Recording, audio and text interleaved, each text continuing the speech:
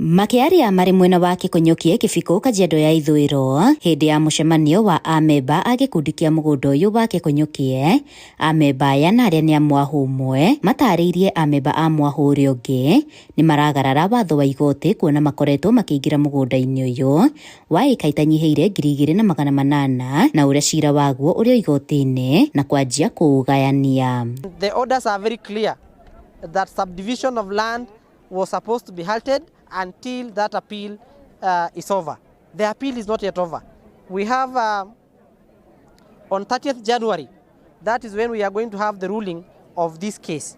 Why can't our brothers wait if they know they followed the correct process until 30th January, then they start this allocation of land? And in much haste, these people rushed to provide a provisional certificate where a mother title of this land is not lost, is not burnt, has not been revoked. What is the hurry all about to rush and produce fake titles when the mother title is in the custody of our courts? Flora Nkaro, mami wa ciana ithano na ũrĩa nĩ mũtumia wa mũthuri mũkũrũ wa mĩaka 81 arĩ na kĩgirĩko orĩtie President Ruto kũingĩrĩra nĩguo kũmaninĩra cira ũyũ kaimana. Let the president come to our rescue because I'm a mother. I'm a woman of 81-old man who is not able to walk. But how can he run if the fights are there? And I'm a mother of 5. Can he rescue me? And those young guys are there to come and do anything. I want to ask you a question. I just want to ask you a question. I want to ask the president. If somebody come and beacon my land, should I stand for him to beacon? No.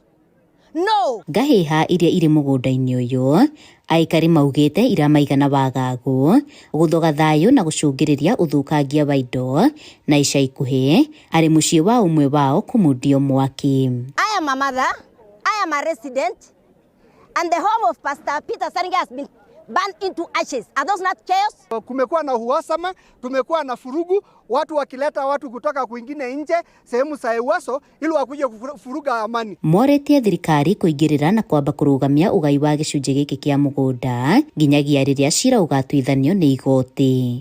Na hata beaconing ambao wanasema wanafanya hawakuhusisha wenyeji, na hivyo ndio unaona furugu mingi katika sehemu hii. Tunaomba serikali yetu kasi hiyo isimame kabisa mpaka uamuzi wa kotini itakapofanyika. Jambo la pili, tunasema ya kwamba wale ambao ni wafisadi waliohusika kutoa matitle hili tunaomba wafanyiwe investigation. Handũ-inĩ ha Inooro TV kuma Keekonyokie Kajiado ya ithũĩro ngetwo Wacuka wa Kĩarie.